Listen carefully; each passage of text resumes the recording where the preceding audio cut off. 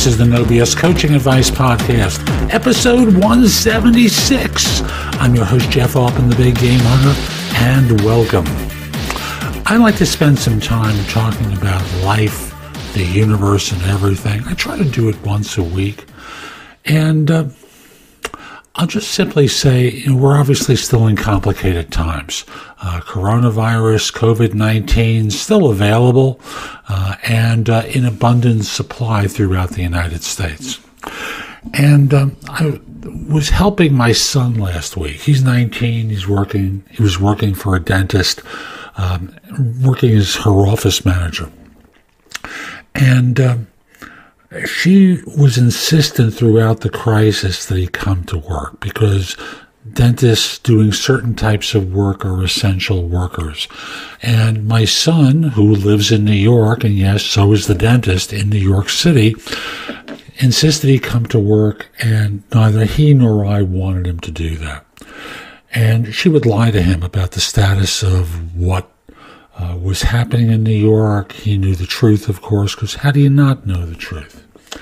And we came to a time last week where, very simply, she said, well, it's all going to open up on Friday. That was last Friday, by the way, in New York, and nothing opened up. And he said, I've provided you with information from my doctor that I'm an individual who has a health condition that puts me at risk. Although I'm 19, I have an asthma history. And eventually she got to the point of firing him because he wouldn't risk his life. There are certain risks not worth taking, and I'm not debating whether or not we should be doing herd immunity or isolation. We each know what's appropriate for us. I'm not going to speak to the society in general. I'm an older man at this point. I'm in good health. I'm overweight. I'm at risk. I know that. And as my friends talk about meeting again, and I've got a wife who's a heart patient, by the way, and a son who's got asthma, it's very clear to me that that isn't something I should be doing. And you have to know what's right for you, regardless of the societal construct. You need to know and to stick with what's right for you, because that's an indication of wisdom, not accepting the peer pressure, not accepting the external pressure. Like, I remember growing up and they would talk about smoking involving peer pressure, and it did, and getting high with weed. Yeah, peer pressure, and it did. And it gets to a point in life where you shouldn't accept the peer pressure, where you should have outgrown it and built a solid base for yourself. This isn't about COVID-19. This is about taking care of yourself responsibly and doing the right thing for yourself, knowing that there may be a consequence, but it's the right thing for you. Yesterday I was watching the first episode of the current season of Billions, the Showtime hit about a billionaire who's competing with a New York prosecutor. Actually, he's now in the show a New York Attorney General. And couple that with something I listened to this morning, an interview with Ted Danson that was done by Conan O'Brien. And both of them had a similar theme, which I thought was interesting. On the TV show Billions, the issue is there was a group of individuals who left the firm who now are coming back for reasons that aren't really important. But the integration of the two organizations was proving difficult, and they were at war with one another. They hated one another. And there's a scene that's staged with a wrestler, I believe her name is Becky Lynch, where she pretends that she's being beaten up by the office psychiatrist. And she goes through a speech that Danson does pretty similarly in the interview with Conan, where they basically both say, often your biggest successes come from making the other person look good.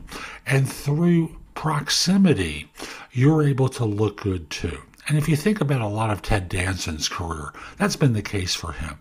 Yeah, he was around a great ensemble cast at Cheers. They worked well with one another. He wasn't the funny guy on camera. He was the straight man very often, setting them up. And we all have a great association with him there and on other shows that he's done where he's in much the same role. On Billions, the question came down to, can you make the other side look good too and benefit from that as well? Folks, you don't always have to be pushed out front. You can be a strong lieutenant helping someone else be effective. And through that proximity, shall we say, shine. There's subplots within Billions that are much the same sort of thing, where a lieutenant helps his leader shine even more. You can be doing that too. You don't have to be the front person, even though society may be pushing you in that direction. Why do something that's uncomfortable for you because other people tell you to do it? Notice the peer pressure theme here. That you can be in a situation where you're helping others be effective and benefiting from that too. So that's today's show. I hope you enjoyed it. And if you did, subscribe in Apple Podcasts, Spotify, wherever you listen to the show. Just subscribe so you can get downloads whenever I release a new episode. Each show contains bite-sized morsels of advice just like today's. I hope you enjoyed it, and I do hope you subscribe. And if you're interested in one-on-one coaching, visit nobscoachingadvice.com. You can schedule time for a free discovery call or go right into coaching. I'd love to help you.